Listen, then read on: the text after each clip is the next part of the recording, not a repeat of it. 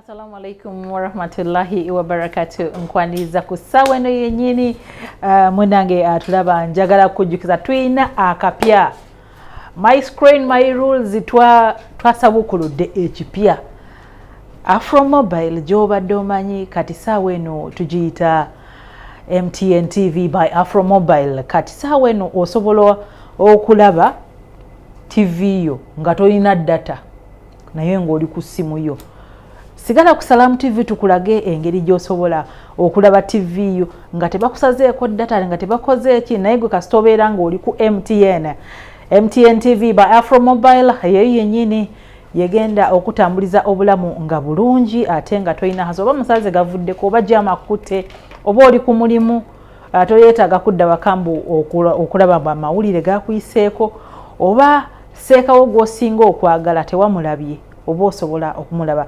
Genda ku Play Store yo o downloading MTN TV by Afro Mobile. Awe nyini wengenda okugambira nti mbojja kubanga o controllinga kiki kyolaba ku screen yo. Nze Maria Mbusinge nga bulijjo tukuleetera ebifaamu siga Eddamuzi tukubuulire kakike bafumba ebiseera ebisinga bw'otateekateeka ne bw'obanga ogenda kufumba luwombo osooka kweteekateeka n'osala endagala n'oteekako obuwuuwo n'okalirira ennyama yo oba n'osala enkoko n'ogimanyuula n'ogisalako omutwe n'oggyamu buli kimu oba weeteekateeka kukola ekintu.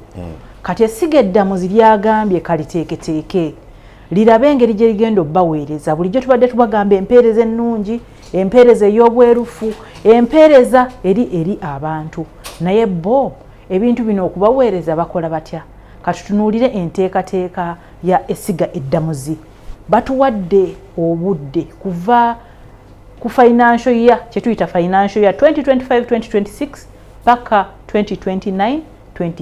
Katutunuulire batuteekateekedde batya. Nina omukulu His Worship Mawanda omulangira James Eremye yayogerera essiga Eddamuzi. Sayise okulaba sewo anatera okufuuka haji bayidawe bwe tuba tuddayo mu umra tugenda naye inshallah. Mashallah kama gakitekemo saba Allah akkirize ya rabbi. Amina.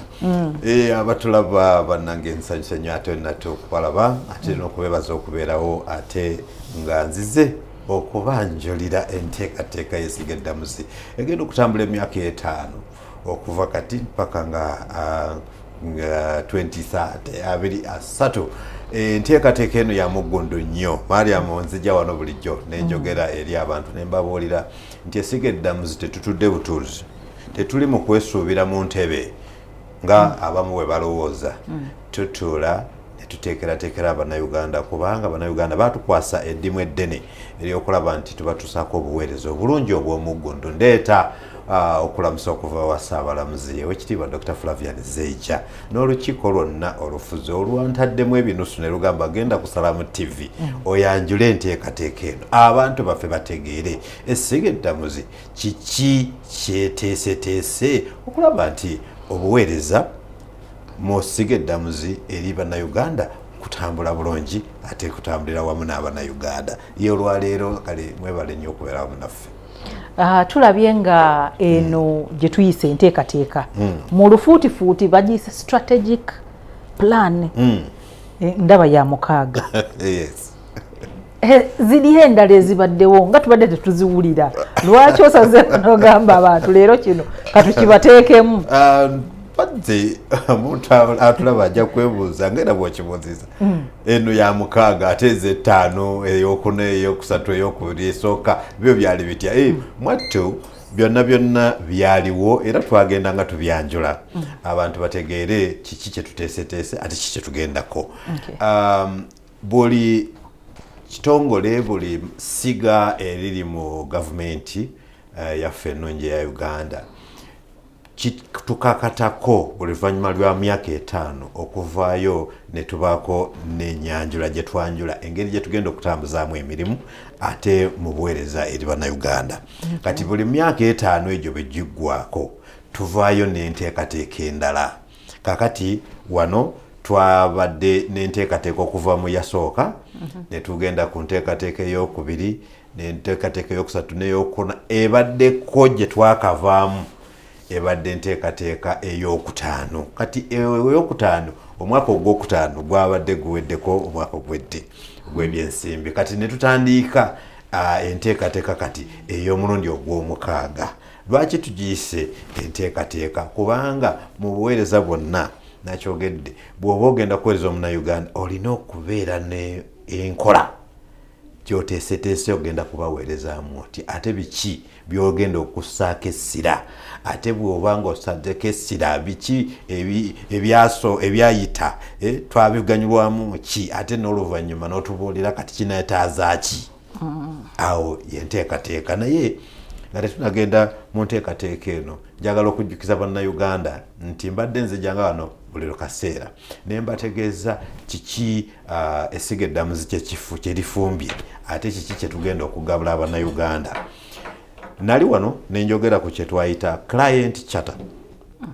Client charter tezaali obweyamu bwe twawa eri bannayuganda nti twagala tubaweereze mu nkola bweti, era ne client charter eyo naye etambula emyaka 5, etambulira wamu naki ne strategic plan.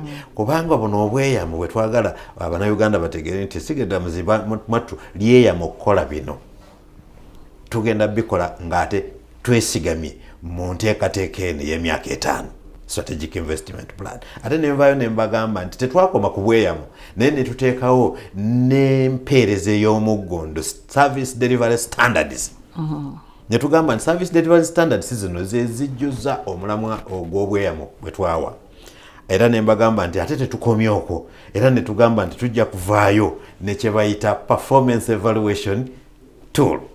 Nti we tuba tulina obweyamu ate ne tuteekawo n'enkola erina okutambulira mu ssiga eddamuzi nga tuweereza abannayuganda. Abannayuganda tubawe nabo omukisa, batukubengamu ttooki bagambe nti mukoze bulungi oba wano temukoze eki bulungi. We tutakoze bulungi tusobole okufuna omukisa ogwo okugenda maaso tutereeze. We tukoze obulungi naffe tukyakyanki tugambe nti abannayuganda wano basiimye. Naye ekyo tukikola tutya okulaba nti tutambulidde wamu mu bintu bino byonna bye tuzze twanjulira abannayuganda, nga tuleeta enkola egamba nti omuntu yenna ali mu ssiga eddamuzi nga mukozi alina okutuwa kye tuyita biki byakoze. Kati ate ffe tetubyewe ffekka, nammwe eyo gye muli mumanyi bye tukoze. Kye twava tugamba nti tukozesa enkola eya 360 degrees, nti n'omunnayuganda gwe tuweereza abeerako kyakola ki kyatugamba. Tugambye nti ebimu ku bigendererwa byaffe objectives kwe kulaba nti tutambulira mu bwerufu, ate ne kye twaliise transparency, ate tubeere accountable to the people, nti abantu buli kye tukola abantu tulina okubabuulira ensonga lwaki tukikoze.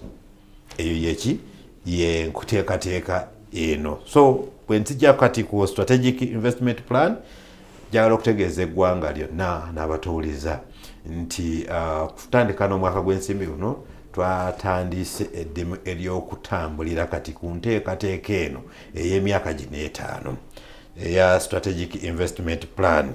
Era eno etuwa buwi nkola bwe tunaatambula tutya. Omuzungu ayinza okukiyita roadmap, nti bino bye tugenda okutambulirako era okutambuza mu buweereza eri bannayuganda mu myaka gino 5. Lwaki nga kiri ekyo? Nga tusinziira ku mwaka 5 egyayita, biki ebirungi bye twasobola okufuna n'okutuukiriza, ate kati olwo wano tuteoke tunuulire ebyatusoomooza ebyo ebyagaana okutereera byebiriwa, era nabyo tugenze tubyogerako, nja bibanjulira mu maaso bye tusuubira nga ffe essiga eddamuzi, ng'ate bivudde mu maloboozi g'abannayuganda. Nabagamba wano nti ffe buli we mubaako kye mutugamba, oba muyise mu mpapula z'amawulire oba ku social media oba mutugambye oba mutukubidde masimu, nga nsonga nkulu nnyo ya muggundu ate ng'egenda kuyamba okutereeza obuweereza, tugitambulirako ne tukola kye tuyita action plan. So nabwe kityo tufuna ebyo bisigaddewo nga bikyabubbi abannayuganda obwongo ate naffe nga bikyagenda mu maaso tusomooza kati ne tubiteekako essira kati ate mu myaka gino ki 5 kubanga bye tusobodde okutereeza alhamdulillah mukama asobodde okukola ki okubitutaasa naye kati bino ebikyagaanye ebikyatubobbesa emitwe ebyo nabyo ne tugamba nga tukole ki tubiteekeko n'olw'ensonga eyo tugenda kusigala nga tutunuulira Nelisa Joji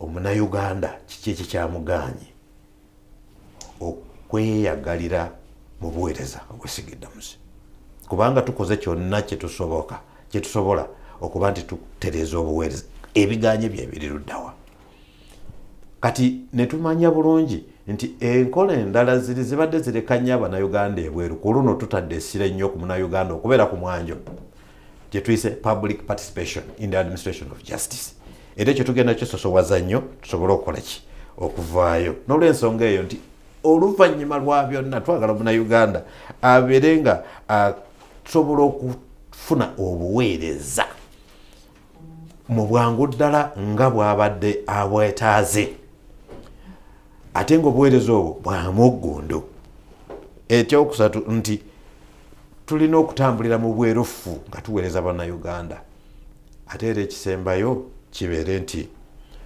oluvannyuma lw'ebyo essiga Eddamuzi libeere nga litunuuliranga ebyetaago bya Bannayuganda buli webikola ki buli webivaayo responsiveness obuweereza bwonna obutaliimu responsiveness to the needs oba ku byetaago by'abantu nga bwe biba bizze buyinza okuba nga tebutuukiridde bulungi so responsiveness fenaffe tugamba nti tugenda kuba nga tugitaako essira tusobole okutambulira awamu tutambulira era ku mulamwa gwe gumu nti buli Munnayuganda ajja kufunanga obwenkanya ate nga mu kufuna obwenkanya kyetuyise vision yaffe justice for all ate nga tugitambulira ku mission entuufu eya bulijjo eyaffe nti nga tukola efficiently and effectively nti emirimu tugitambuzenga ne kannabwala kanabwala ensonga nga zitambula bulungi nnyo nga temulimu kikuusidde kikoze kitya Omunnayuganda aveewo agambe nti weewaawo essiga Eddamuzi kati likyusizza enkola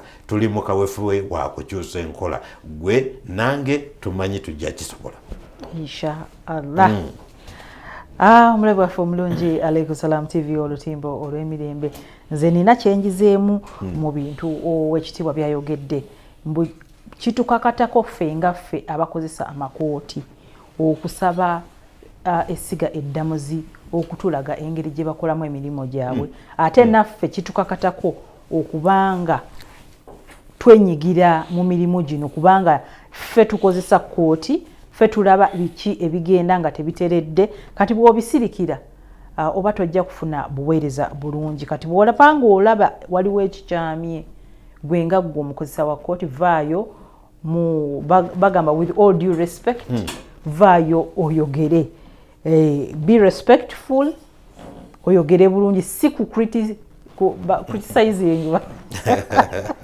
don't criticize waliwo engeri gy'osobola okuba kuvumirira the moment you criticize that means you already have a bias. The moment you have a bias, you will not get a positive result. Kasta bagamba we started on a wrong foot, but start on a right foot kubanga it begins with you. But tuba tugamba nti mbukooti zirimu corruption mwe muziwaayo mwe muwaayo enguzi mwe mukwata akasente ako ne mukawaayo ne mumbuzaawo fayiro mwe musibe abantu naga kankuteekeyo katugende mu kkooti bakumme beyiro mwe bennyini mwe ababikola ebintu ebyo so mwe musindikiriza ebintu ebimu okubeerawo so it starts with you okumakinga sure mbwe essiga Eddamuzi lituweereza bulungi mu njogera yo oyogeddemu akantu ka SDGs nawe kimanya abantu tebategeera bintu bya SDGs bino nina gye nagenda eyo nembiraba nga ebipande bingi nnyo SDGs 2020 naye kati wano n'omala otambula ofuluma weebweru na wano wenyini wano bwe tufuluma wano njagala tubeeko be tubuuza tugenda tandika ne Musa tumubuuze omanyi SDG kitegeeza ati bwogamba SDG ayinza okusooka n'afuna obuzibu SDG byebiki ebyo byennyini ebyo bye twagala okutegeera naye pozi nga bw'okyogeddeko ekyo bannayuganda bategeere nti buli nteekateeka ekolebwa mu buweereza bwa gavumenti etambulira ku misingi already gavumenti yaffe ne international communities gyebeetaddewo kati wetutandika okwogera ku plan gyetugenda okutambulira ku plan eyaffe teva mu ggulu era yeesigamye ku kyetuyita national development plan nti eggwanga lyonna eryawamu erikulimirwa ekitiibwa president Yoweri Kaguta Museveni etuula nayo neba ne national development plan kati ffe amasiga ag'enjawulo naffe ne tujja ne pulaani zaffe naye nga pulaani zaffe era zeesigamye ku national development plan ey'eggwanga lino kati ate ne national development plan eyo okay nayo erina ate ebimu byeba yeesigamyeko for instance tulina kyetuyita wakati eggwanga lyaffe tuli ku national development plan kati yo yakona ng'eggwanga okay kakati vision 2040 nayo weeri oweekitiibwa president ayogera nnyo ku bintu byo n'agamba nti tulina vision oba ekigendererwa nti mu myaka okuva wano okutuusa mu myaka 2040 bino bye twagala okuba eggwanga lyaffe nga birituuseeko kati eyo national development plan okay nayo ebanga etunuulidde ate kiri kati ate netubeera nekibaita sustainable development goals zoyise SDGs kasi SDGs ezo zikwata ku nsonga nyingi nnyo ez'enjawulo kati gaffe ng'essiga eddamuzi ekitukwatako kali mu kawairo ka 16 akawogera ku bwenkanya mu mpeereza y'amateeka sustainable development goals sustainable development goals ekwatagana ku byamateeka n'ensonga za bwenkanya mu nsonga ezo tulina ne African agenda nti nga Ssemazinga Africa ffe kibi twagala ate eyo yegenda paka 2063 ate netugenda kati ne wano mu East Africa nga amawanga ameggasi nago galina vision 2050 so byonna ebyo tutambulira ku mulamu ogwo nti biri byonna bituwa kiki kye twetaaga okukola okubituukiriza byonna nga bwe bikoze eki nga bwe bitambudde naye kyejagala omunnayuganda ategeere nti kino lwaki tuvaayo tubeerenga ne pulaani ez'enjawulo oba enteekateeka ey'enjawulo kubanga obwetaavu n'obuweereza buli lukya bigenda bikola ki bikyukakyuka nti bw'oba tokyusizzaamu pulaani yo gy'ogenda okukola byoyesanga nga totuukiriza ate ebyetaago by'abannayuganda kati kino kyo kitutegeeza ki nti bwe tutunuulira kati nti emyaka egyayita pulaani ziye zaasooka twalina n'emisango mitonotono kakati abannayuganda tuli mu bukadde 40 ate abannayuganda kyembagaddeko buli mubeera ku TV nga wano Salamu TV muyiga ebintu bingi nnyo ne mumanya enkola y'amateeka etambula era mbeebaza nnyo kubanga ekyo kifo kituyambako nnyo tukimanye bulungi nti ndi mugezi nga mubuulire kati mwe abawuliriza ne mutegeera ebigenda mu maaso tubeebaza kuba kati mutegeera bannayuganda munnange kati tebakyaddeeyo kukaayanira mu byalo nga bamanya amakooti weegali ate agazze obbaweereza tuli mu kutereeza empeereza eyo era guno gwe mulamwa gwe tutambulirako so abantu bongedde okuwaaba emisango okitegeera kati bamala okugiwaaba nebye basuubira engeri gye tunaatambuzaamu emisango gino bye bingi ate tekinologi azze wali tukimanyi nti twalinanga kompyuta zino ez'embuto kakati leero tulina kompyuta zino simaziba zitabatya kati waliwo zi laptop katuvudde laptop iPad tuvuddemu iPad katuli ku bintu bingi nnyo katugenze mu luse olwa AI artificial intelligence kati tulina okweteekateeka nti buli bwe wabeerawo enkyukakyuka ezifaanana zino mu tekinologi mu bwetaavu bw'abantu mu mateeka ag'enjawulo mu buweereza obw'enjawulo tulina okuvaayo n'enteekateeka egenda okutuukiriza obuweereza nga twesigamye ku bintu ebyo ebipya biba bikoze eki ebize n'olw'ensonga eyo nga twegasse ebirungi bye twasobola okufuna mu investment plan ey'okutaano ate ne tutunuulira ebikyatusoomooza kyetuva tutandika okukola enteekateeka nga twesigamye ku bipya ebizeewo kati obuweereza tunaatambula tutya yeeyo ensonga lwaki twesigama ku bintu ng'ebyo. Okay, webale nnyo webalire ddala. Tugendagendako mu Bulango naye nga tetunnagenda wa we tutuuse mu muzimbo guno ogwa strategic plan egenda mu maaso ey'omukaaga tutuuseewa.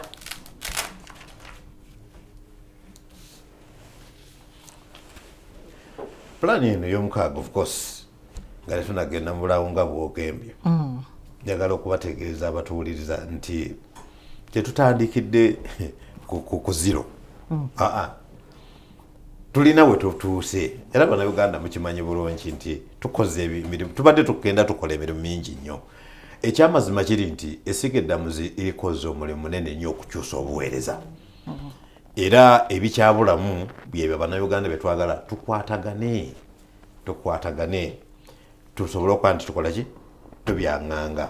Naye njagala obategeeza nti twalina bingi nnyo bye twaganyulwa mu pulaani ewedde. Okusookera ddala njagala obategeeza nti amakooti twagagaziya nnyo era mukimanyi bulungi nti tulina obuzibu mu buweereza nga amakooti agamu eyo gabali wala. Ne kati ne tukyusa mu mateeka ne tugamba nti buli constituency ebeeremu omulamuzi. Kitegeeza ki nti ngenda gavumenti webedde etambula okulaba nti eweereza obuweereza ku bantu naffe tetusigalira mabega. Constituency level mubaka wa parliament waali lwaki Enteekateeka Eddamuzi libeerawo.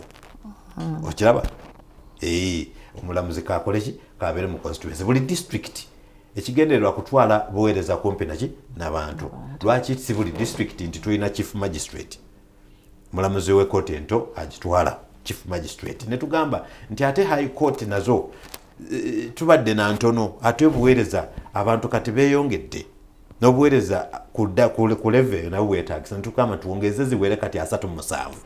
Ekibuzeeyo kiri kimu nti abalamuzi betulina tusobola okuba nti buli wamu bwebali. Naye ne tugenda mu maaso era gavumenti yaffe twagala ogyebaza Oweekitiibwa President atukoze bulungi nnyo atuwadde mu nteekateeka ey'okutaano atuwadde abalamuzi abawera. Bwe tutasiima tuba tulimba. Atuwadde abalamuzi ki abawera. Mumanyi nti omulamuzi oba obuweereza bwonna buli omusaba abaweereza eyo nsonga ya nsawo. Naye anyigiriza n'alaba nti atuwa abalamuzi bangi nnyo era ekyo tumwebaliza ddala yeebale nnyo. Ekyokusatu ne tugenda mu tekinologi. Tekinologi mwetuleetedde ensonga ya IKMIS ey'emitimbagano okuweereza bannayuganda ku mutimbagano eyebadde mu yakutaano. Era omutimbagano guno ng'omuntu asobola okubeera mu kkomera olw'amakomera gaffe geesudde ewala n'amakooti gaffe. Kati oluusi nga balina okusomozebwa bw'entambula okubatambuza okuva eri ne kosti okimanyi okutambuza omusibe okumujja mu kkomera paka mu kooti eyo kosti nene nnyo. Ate bannayuganda ate be balina okukola ki. So ne tujja n'enkola eya automation ne tugamba nti tuteeke ku mitimbagano omuntu abeera mu kkomera n'omulala ne tubeera eno mu kooti ne tusobola okugenda mu maaso okuwuliriza ki emisango gyaffe. Tulina n'enteekateeka endala ze tubadde nazo okuyambako era obuweereza ng'abalamuzi. Tulina judgment writing tools ne tubeera ne research tools nyingi nnyo. Ne tubeera n'enkola ey'omuntu wa bulijjo nti naye asobola okubeera ewaka we n'ateeka omusango gwe mu kooti ate n'asigalayo waka era n'amanya gutambudde gutya gutuuseewa n'akitegeera. Ebyo byonna byonna bibaddewo. Ekyokusatu ne tuba nti tugezezaako nnyo era kino njagala okwebaza bannayuganda kuba mukireeseewo okuba nti buli lwe mutukubira amasimu ne mutugamba nti wabulawo kino tuddayo ne tutereeza. Ekyokubiri lwe tubayita nti mujje tulina olutuula lwe tuyita court open day. Amakooti ag'enjawulo tubadde ne court open days. Ekigendererwa kya court open days kutuula ne bannayuganda tubeereko ne tuula tuwaye tunyumyemu batubuulire tutambuza tutya ensonga tukoze tutya ku buli kooti eyo. Enjagala obategeeza essaawa eno nti tugenda kubeera n'olutuula olwokusatu olwa National Court Open Day wano e Kololo. Era katwala omukisa guno okubayita bannange mujje. Twafunye ddeeti. Nga 9 ogw'omwenda. Okay? Nga 9 ogw'omwenda ndowooza tulinga wiikisi nga 3 nnya. Mweteeketeeke mujje tusobole okutulako awamu bwe mujja ne tutula awamu ebirowoozo byammwe ebyo byebyo bye tuddayo ku mmeeza ne tugamba nti Abanayuganda bayogedde bwe twabadde nabo ekololo tugenda kubeerera ekololo ssaawa 2 gwe ng'otudde osobole okuba nti weetaba mu National Court of Penny eno tukuyita Ssaabalamuzi akulinze ayagala kunyumyamuko naawe n'abalamuzi bonna okuva ku kooti ensukkulumu paka ku kooti zaffe eza wansi tukikola lwaki okulabika nti Omunnayuganda yeetaba era ekyo twakitakako ennyesira mu pulaani ewedde ne kiba nti kyaleeta amakanda era ne gaba nga kitukoze bulungi nnyo kyetuva tubasaba n'obuwombeefu bannange mujja ate ne ku luno mu bungi nnyo ebirowoozo byammwe baatuwa bwe twalina ey'okubiri byatukola bulungi nnyo kyova olaba twavaayo n'enteekateeka z'empita innovations and interventions mwe muli ensonga z'okwongera amaanyi mu plea bargaining ebyo gonsinza aliwa bitono mediation kitawuluzi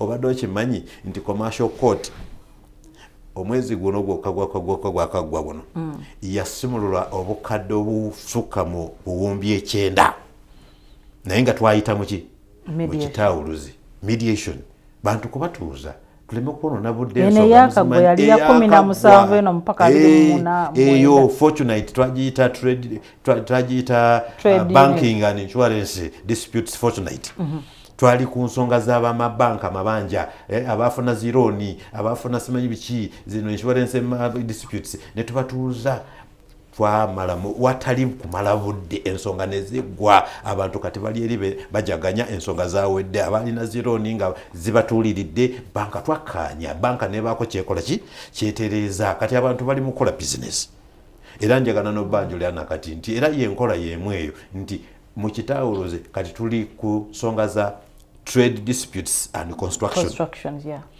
mubadde mumanyi nti eyo gye muli gye mukalakalabanya bu bizinesi bwammwe obwo obunene n'obutono n'obwenkana ki zonna waliwo ensonga ezibadde ziri mu commercial court nga ziri trade disputes ezimu nga za construction mulina zi contract y'okuzimba bino biri naye zibadde zitudde twaguddewo era okutandika Monday ejja ku week eno tugenda kubeera mu kitawuluzi owa trade disputes kati n'olw'ensonga eyo njagala obategeeza nti oluvannyuma olw'okubeera n'ebirungi ebyo twali nabyo mu pulaani ey'okutaano ku luno ne tugamba nti tugende mu maaso okwongera okunyweza ate n'okutereeza ebyatusoomooza yenyago webale nnyo webalire ddala ali ku Salam TV olutimbe olw'emirembe nze Mariam Busenge wano ndidde ow'ekitiibwa Mwami Mawanda ayogerera essiga Eddamuzi ate nakugambye munnaye genda mu ssimu yo ssaawa eno bw'oba olina iPhone bagiyita iOS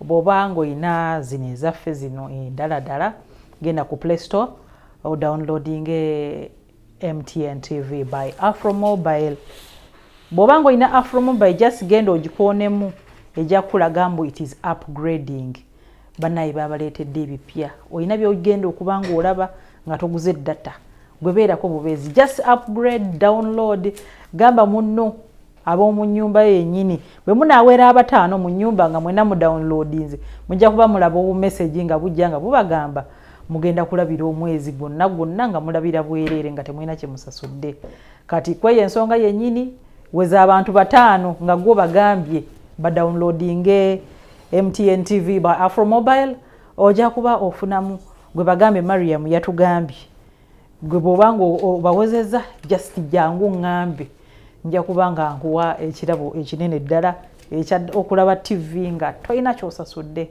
teri kusasula musolo teri kukola ki data wabwereere wonna wooli gendako mu bulago bwa bakama bange bwe tukomawo tugenda kutunuulira ebigendererwa ebyokola strategic plan eno ey'essiga Eddamuzi oba enteekateeka eno gyetulabye eby'emyaka 5 bigendererwa ki bye balina kye batubazaako baagala kutandika kutwongeza ku filing fees baagala kukola ki awo wennyini tuva ku Salam TV kankomewo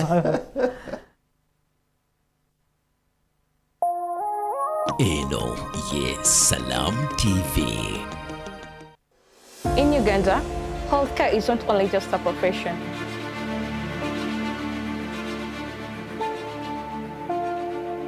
For many families, it's hope.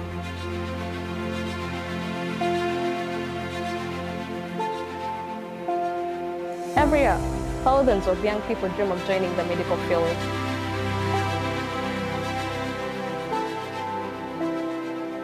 Not only to build careers, but to serve lives in their communities.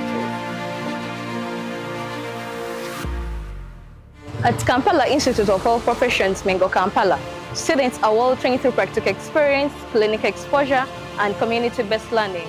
The institute provides diploma programs like clinical medicine, public health, pharmacy, medical technology, and alongside certificate programs like medical laboratory techniques, pharmacy, public health, and nursing and midwifery.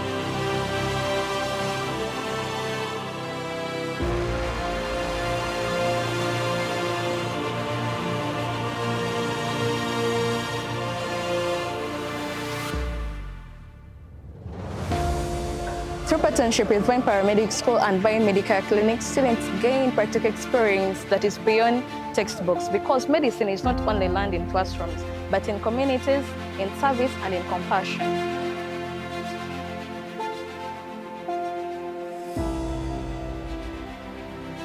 With affordable tuition, weekend programs for diploma courses, and online study opportunities, Kampala Institute of Health Professions is creating up access for future health professions across Uganda.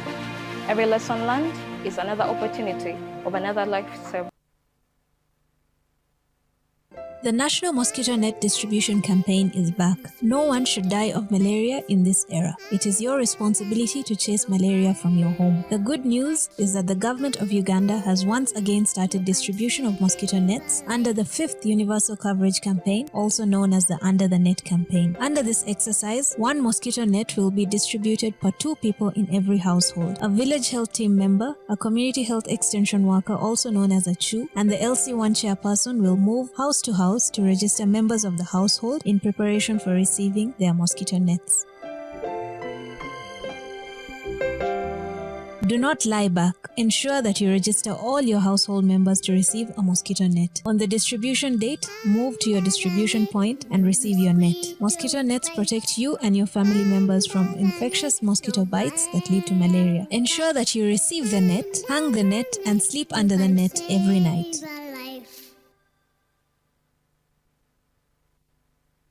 Ensangi zino, parents are looking for education with value, discipline. Sakono mwizi ngatia katonda. Islamic University in Uganda, Females Campus Kabocha trains a holistic, innovative, hardworking, strong ladies abatambulira ku mulembe guno. Jangu August September intake. Okole courses nga law kude ne weekend, business studies kude ne weekend, biswasa kude ne weekend, public health kude ne weekend, education, mass communication, public administration, BIT, human resource management, secretariat, records management, and all vocation courses okuva ku certificate paka ku masters. Bring your daughter mu environment eyagaza environment gye bayitiramu ebitabo. IUI Females Campus tulina gym, swimming pool na buli kika kya muzannyo gwonna. Kyangu ofune ekyenjawulo.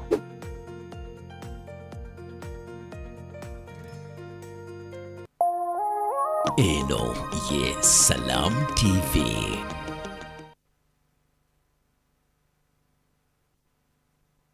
Kulikayo mukumuloko ochale ku Salam TV olutimbe olw'emirembe webale kwekumira ku Salam TV. Njagala kutumira waliwo omukyala atava ku TV. Bamuyita Mariam Wennalukolongo. Waliwo n'abakyala abali ewambogo nammwe mbatumidde nnyo temuva ku TV, n'abalala mwenna abali up country abali wa mwenna omulaba mwebale nnyo mwebalire ddala omulala. Naye kyemba mbagamba buli bwe biti muna amasazi olusi gavaako n'omisinga show. Genda ku simu yo nsuubira mwenna mulina obusimu obwo obuseereza. Genda ku Play Store wayita omwana mugambe downloadingira my MTN TV by Afro Mobile. Eri ebadde Afro Mobile kati MTN yakitaddemu ebirungo. Ojje kubanga olaba TV yo wona woli. Wetuwumulidde twadde twogera ku nteekateeka z'essiga Eddamuzi oba kye twandise strategic plan. Naye katutunuulira ebigendererwa oba kye twandise objectives. Kiki nnyo kyemuluubirira oba kye mutunuulidde mbu kino kyo twandikyagadde kibeereko nga kiyituukibwako. Ekyamazima Mariam, toyinza kubeera na pulaani naye nga tolina bigendererwa. Pulaani yonna yesigamizi twakubigendererwa kirwaki ozze nayo. Njagala okujjukiza Bannayuganda nti Bannayuganda babadde n'okukaaba okugenze nga kugenda kusigalawo buli kaseera. Okukaaba okwo kuli ku nsonga za case backlog. Emisango girudde mu system, tukoze ekisoboka naye gikyaliwo. Omwaka guli oguwedde twayingira mu mwaka guno omupya ogw'ebyensimbi n'emisango ng'emitwalo 19. Naye nga kwegyo emisango 19, emitwalo 19, emitwalo 46 gyali misango egirudde mu system. Abalamuzi tubafunye, ensimbi bazitwongezezzaako, ebizimbe tufunye, abalamuzi tubasindiseeyo yonna, naye lwaki emisango gikyasigadde nga gikola ki? Nga gikyakalambidde mu ki? Kati case backlog nsonga emu. Ekyokubiri, tulina kye tuyita structure ng'obulamuzi. Mu structure y'etteeka lyateekawo nti tujja kubeera n'abalamuzi bwe bati, ab'eddala bwe riti, abalamuzi bwe bati ku ddala paka mu makooti gonna. Ne tuba nti kwawo ne tuba nga tubadde tukyaliko mu bitundutundu 37 ku 100 ku balamuzi be twali badde nabo. So nga ate twali agadde tweyongere tusuke ku bitundutundu 37. Bwe tuwera kati tunamu bye tusobodde okukola nga tuli mu bitundutundu 37 byokka. Singa tuwere ebitundutundu 6, kitegeeza nti buli kooti yonna gye twagiteeka ebeerayo omulamuzi. Naye ate okuteekayo okubeera n'omulamuzi ne tumuteeka nayo naye nga tewaliiwo bye yeetaaga ng'agenda okukola obuweereza, ekyo nakyo kizibu kiri awo. Okitegeera? Ebitongole ebirala bye tukwatagaza nabyo emirimu, DPP, poliisi, prisons, ministries egy'enjawulo, bo bayimiridde batya kuba buweereza buno nabagambye dda mu ntandikwa nti essiga Eddamuzi teriweereza bannayuganda mu by'amateeka lyokka. Tulina n'abalala tukola ki? So kati ffe we tuba gye tuli ate abalala. So ebyo byonna ne bivaayo ne tugamba nti tujje n'enteekateeka pulaani naye nga objectives zaazo ze zino oba ebigendererwa bye twagala okutuusaako bye bino. Okusookera ddala nagambye nti emisango okukandaalirira ate era n'emisango okulwawo guyinza okuba nga tegukandaalidde mu kkooti naye nga teguluddewo.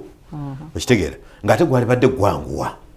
Mu service delivery standards nayogeddeko abalamuzi bonna gye bamanyi ate nga nammwe bannayuganda tubagamba nti ebitabo ebyo mubifune mubisome mugende ku mukutu gwaffe ogwa www.judiciary.go.ug musome ebigambo bino kuba tubateerayo musobole okubitegeera. Service delivery standard twagamba nti omusango twagala mu kiseera kino nti we gugenda mu Supreme Court emyaka 2 nga guwedde, Court of Appeal emyaka 2 nga koze, High Court emyaka 2 nga guwedde, weba Chief Magistrates Court ne court zino eza wansi omwaka gumu nga gukoze ki?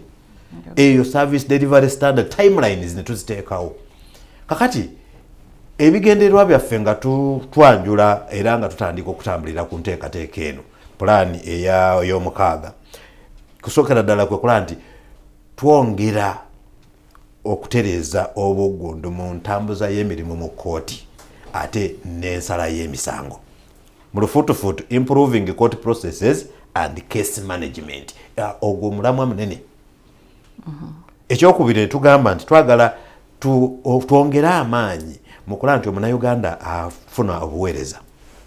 Equitable access to judiciary services. Wonna wooli kyetwava tugaziya amakooti, kyetwava tugaweerezeeyo wansi. Saabalamuzi owekitiibwa Dr. Flavian Zeeja n'olukiiko olufuzi bwe bafunye omukisa ne tubeerako nammwe eyo mutuwulira nga tubagamba mutufunire ettaka ba district land boards, district leadership, mutufunire ettaka tuzimbe ebituufu ebigwanidde ate ebijja mu buweereza abantu baffe bagenda okutuuka eyo ng'ate nammwe abajja okujja mu kooti mujja ne mutuuka mu kooti entuufu ze zisaanidde okuwuliramu ensonga zammwe. Ekyokusatu, okwongera amaanyi mu nsonga z'amateeka. Mateeka manyi obuweereza bwaffe butambulira ku mateeka. Kati tulina okuba nti olw'ebipya ebiba bizzeewo tulina okuvaayo n'empeereza y'amateeka egenda okubikola ki? Okubyanganga n'okubitambuza obulungi. Kyetuyise enhancing policy, legal and institutional capacity. Wabaddewo amateeka dozi twali mu parliament nga tugamba ababaka ba parliament bannange nti twagala mukkirize twongeze ku tukyusekyusemu mu mateeka omwaka plan ewedde twasobola okukyusakyusamu omuwendo gw'abalamuzi ba court of appeal kooti ejulirwamu ne batuuka ku 3 mu 5 ekisigadde wekitiibwa president okugenda nga abakolaki abaappointinga naye teeka twamala dde okolaki okulikyusa kisobozese regional centers eza court of appeal Embarara, Eggulu, Ejjinja, Mbale, Mubende n'ewalala wonna wezigenda okubeera ng'abalamuzi mu mateeka mwebali ne tuvagamba nti twagala twongere ne mu high court nabagambye nti twali na circuits 21 ng'ogaseko nga kuliko ne zino divisions naye ne tugamba nti kale tuzongezeyo zifuuka 37 naye bwe tuzongeza ne zifuuka 37 naye nga structure ekyalimu abalamuzi abatagenda kubeerayo ne tugamba tukyuseemu etteeka era etteeka ne likyusibwamu kati ne tubakkiriza nti abalamuzi ba high court bagenda kubeera 150 mu nga n'akwata avunaanyizibwa ku high court principal judge nga mwali ekyo etteeka ne tulikola ki ne tuliachievinga ne tugamba nti twategedde nti abantu baffe bafunye obuzibu n'emisango gyetuumye ennyo mu high court ate ne gisooka gifuka backlog olw'ensonga nti obusango obwali nga wansi olwa ensi bwegenze ekyukakyuka inflation ne value of property birinnye kati emisango gino gyonna kati gigenda mu high court ate eri abatono tumaze okubafuna wano wansi tukyuseemu etteeka era wekitiibwa president ne parliament nibakyusa etteeka kati omulamuzi wa chief magistrate agenda okubeera ku buli district agenda kukola ku misango nga jangasi kasita gibanga tegisuuka bukadde 2 kitegeeza ki nti eno gye gibadde gyetuumye case backlog abadde asinga mu high court olw'ensonga nti babaddeyo batono kati tulina bangi mu makooti ate gino gy'emisango gye baali bakolako edda myaka nga 15 emabega so kati gyazze wansi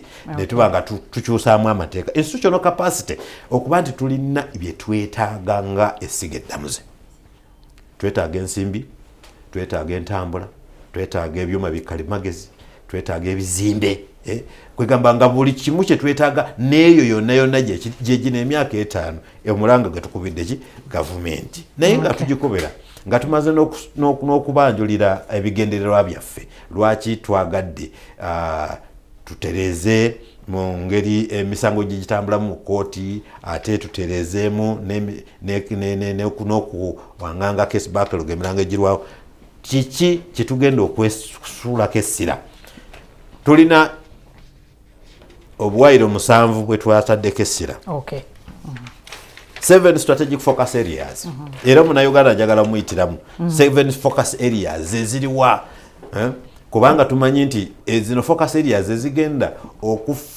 okuliisa objectives zaffe 3 okusookera ddala twagala okuteeka essira ku digital transformation and automation.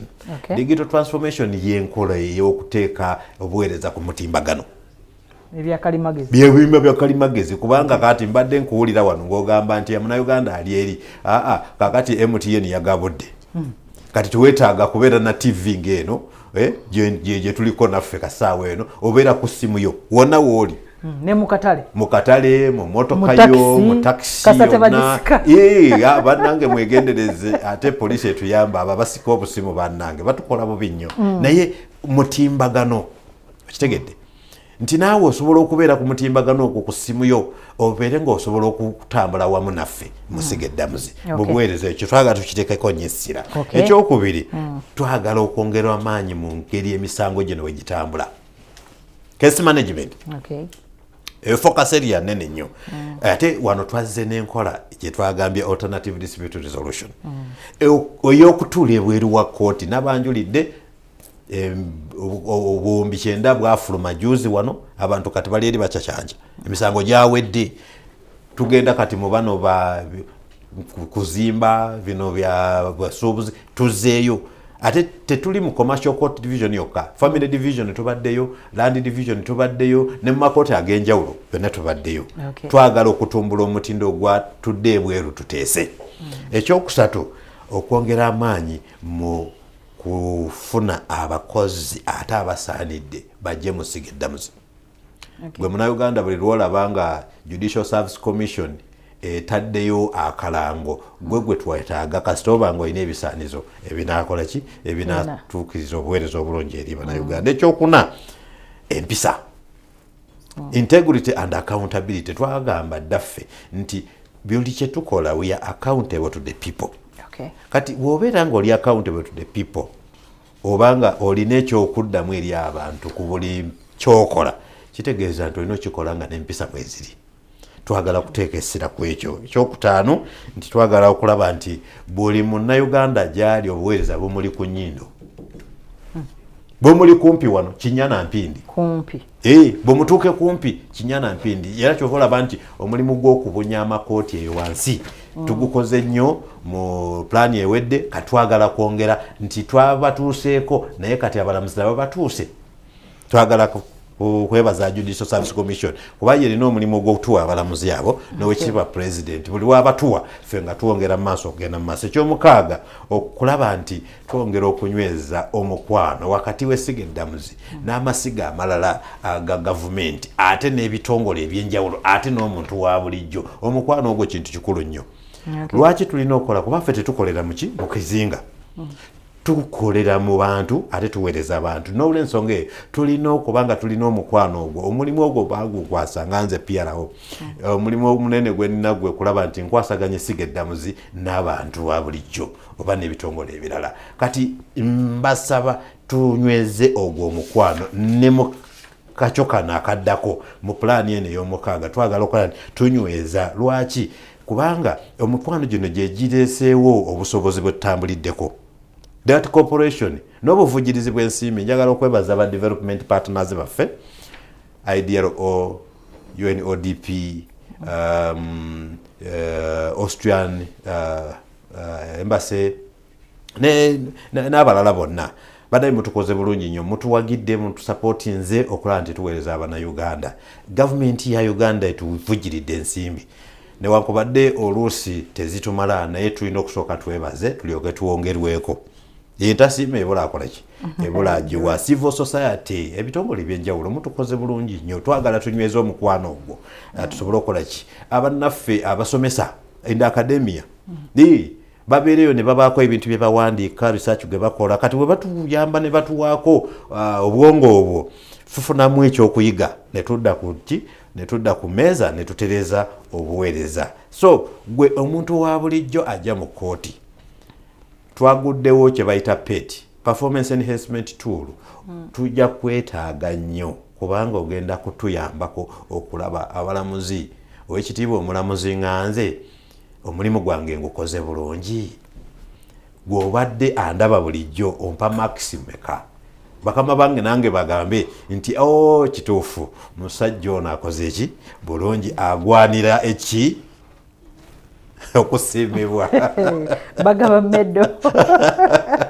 So n'abantu abala omukwano ogwo tugenda kugwogeramu amaanyi tulabe nti tutambulira wamu okusingira ddala gwe Munnayuganda gwe tuweereza.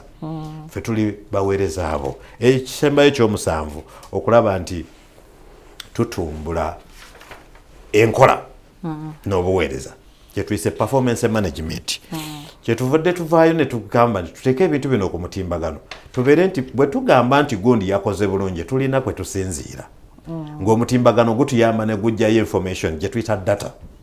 Ekitegeera statistics ate twongere kye twaliyise okulondoola monitoring and supervision.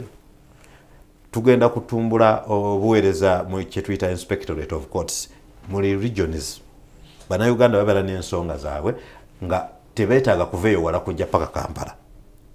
Twagala kutumbula kulaba nti buli region osobola okubaako wootuuka. Ate ne tufaayo ne tugamba nti tulina n'essimu gwe obeera wonna woolina okuba n'ogamba nti nina ensonga era ensonga yiino. Essimu eyo bulijjo mbadde ngibawa era etuyambye nnyo okufuna ebirowoozo by'Abannayuganda n'okwemulugunya. Era bwe tubifuna tuddayo ku mmeeza ne twegeyamu ne tugamba ensonga eno weeri tetulina nsonga gye tuyisaamu maaso. Ekyo kyonjagala kibategeeza. Kale essira eddene eryo ne tugamba nti Abannayuganda digital transformation oba e-justice ezze. Tweyunire enkola ya IKIMIS. IKIMIS ekutaasa ebizibu bingi nnyo okutambula eggendo kulinnya takisi ate empapula zaabuze beera ewaka kasita obeera n'ekyuma kyo kikalimagezi oteeka ensonga zo mu kooti tewakyali muntu munanga gw'olina kuwaayo kyojja mu miro okuba nti fayiro yagiregisteringa ogyekolerako awo kennyini tewaliwo akulimba mbw'ate fayiro okugiteekayo mu kooti yetaaga obukadde 2 sisitimu yennyini yekugamba nti omusango guguno ensimbi bweziti ate nekulaga wa woogenda ozisasula ate bw'omala ozisasula nekuwa ne proof nti wasasudde ate ffe n'otuteerako ka proof nti wasasudde enguzi kyoja mu biro mpaayo kino kitu kidogo ebyo ne tuba nga tukoze eki mulama guli nti tugenda ebibadde bisinga okutusoomooza emyaka egiwedde ebikyagaaniddewo tukoze tutya gwe guno tugenda kutambulira kati ku mitimbagano enguzi eveewo kubanga namwe bannayuganda mulemedde ku nsonga y'okuwa abantu enguzi tubagamba bulijjo gwe lwaki owa enguzi tukugambye nti oli wakusaba enguzi elayini yiino kuba bukubi poliisi ejje gende wa IGG gende Judicial Service Commission genda wano tubuulire ffe tujje tunoonyereze omuntu oyo tumukangavule twagambye nti kaakati kyetugenda okuzzaako kati tugenda kuyiga abo abagiwa kubanga tubadde tuyiga bagikola ki bagisaba kati abagisaba ne baba nti bo tebakyasaba kakati ne tuggulawo omuwaatu omulala nti kati bo tebakyasaba naye abawa baawe bali kati netugamba tukyuseemu ebbala n'abagambye nti buli enswa bwekyusa amaaso envubo nawe okyusa ki kati tukyusiza naffe abaffe tebakyasaba nguzi naye kati mwe mubalumba netugamba kati abo nabo tukoleki tugenda kutambula mu ngeri eyo twagala okutuusa obuweereza kumpi n'abantu closer to the people obadde okimanyi nti ekigendererwa mu kijjo omunnayuganda alina okutuuka akaseera agambe nti mazima waliwo ekikoze eki ekitambudde obulungi so buli kubaako ne pulaani zaffe tutambula okwongera enkola eno gye tuliko ey'okusomesa abannayuganda tugenda kubeera wano ku mpewo era nze njagala okwebaza Salamu TV mwatukola kirungi ennyo simanyi bwe nyinza basiima naye nze manyi Allah alaba ajja kubagabulira buli kaseera twagala okulaba nti twongera amaanyi mu communication and public relations public engagements kyenva mbayise nga 9 ogw'omwenda mujje kololo tugenda kubeera n'olutuula olulala mujje tutuule tuwaye n'abalamuzi bano mubabulire ensonga zammwe tuwulirize tubeeko kyetukola ki kyetuvaawo nakyo naye siyinza kuva waggulu nga sinayogerako nti buli pulaani yonna ebeerako akasimbi kintu kikulu nnyo twagala okuba omulanga nti nga tumaze okwanjula enteekateeka eno ennungi egenda okutumbula ate obuweereza emyaka gino 5 twasaba gavumenti yaffe n'abavujirizi b'ensimbi bonna mutuwe ensimbi tusobole okutuukiriza bino kubanga guno mulimu si mutene mulimu munene nnyo twabaliramu nga pulaani yaffe eyinza okutwala busiriivu nga 4 buna nezigwamu kakati ffe tukkiriza nti singa ensimbi ezo zituweebwa tujja kusobola okutambula bulungi tutuukirize ebigendererwa byaffe kyetuva tukuba omulanga buli alina obusobozi babaka ba palamenti minister of finance development partners gwe munnayuganda tuwagire enkola eno kubanga nababuulidde ebirungi byegenda okolaki okuleeta mu buweereza kitusobozese okufuna ensimbi zino tutuukirize ebyo kubanga buli wobeera ne pulaani ng'ate tolina nsimbi zigenda gituukiriza kitegeeza nti ogenda kutambula ng'otambuza bitege kyokka nga twagadde tutambulire wamu bulungi nnyo tusobole okuba nti ate n'ezo ze munaaba mutuwadde tubasuubiza nti tugenda zikozesa n'obwegendereza tezigenda kubulankanya nti ate zibuzeewa Eddamuzi terikola bintu bya kubulankanya bintu ffe tugenda zikozesa bulungi nnyo mulabe kiki nezo ze muba musobodde otuwa kyezinaaba zitutuusizzaako tulyoka tudde wano tubanjulire pulaani ey'omusanvu nga mulaba ebibala ebirungi ebigenda okukola ki naye nga bwe tukola kino twagala okwongera okubasuubiza nti twagala tusigale nga tuli beesimbu beerufu ate ng'obuweereza bwa muggundu tetugenda kukiika nsingo tetugenda kuttira ku muntu kubanga ffe ogwaffe tugenda kusigala nga twesimbye busimbalala we are independent bwe tuba tuweereza bannayuganda kubanga munnayuganda yeetaaga okuba nga tuli beesimbu. Ekyokubiri bwe tuweereza bannayuganda tugenda baweereza nga tetulina kyekubiira.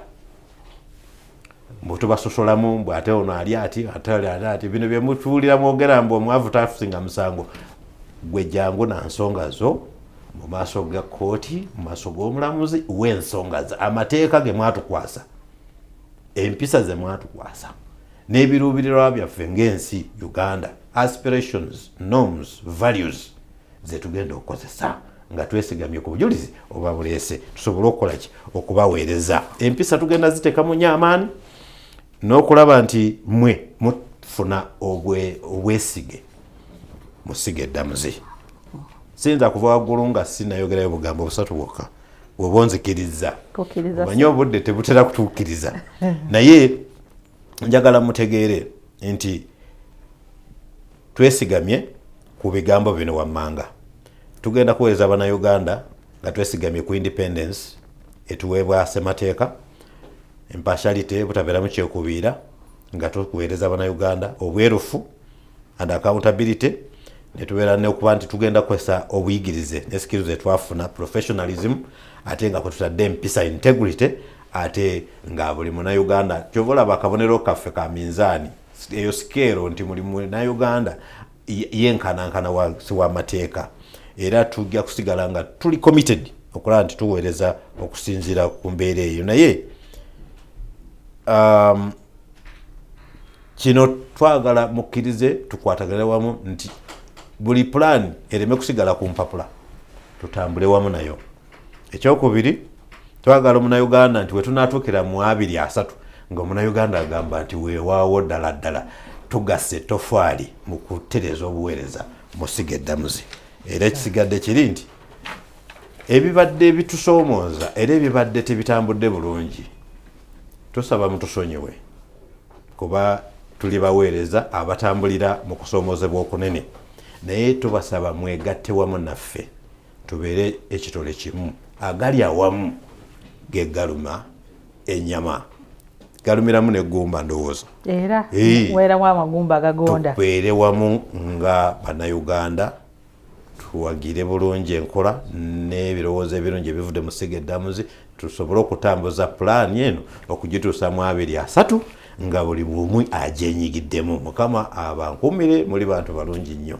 Akuddira mu luyimba taluwoomya oyo abadde ow'ekitiibwa His Worship Mawanda James yayogerera Essiga Eddamuzi, atubuulidde engeri gy'agenda ne banne n'abantu bonna bayita ba stakeholders and the judiciary at large ng'ekulembeddwa ow'ekitiibwa Chief Justice bagenda kubanga batuweereza enteekateeka oba kye tuyise strategic plan. Teweerabira tujja kubeera ekkololo, kansuubire naffe banaatuwayo obudde tubaweereze wano ebifa ekkololo ku mutimbagano nga bwe nagambye MTN TV by Afro Mobile tujja kuba tuwawa buli kimu live from Kololo. Egenda kubeera National Court Open Day awo wennyini nga 9 ogw'omwenda 2026. Wadde mulabi mulungi siba bulungi weraba.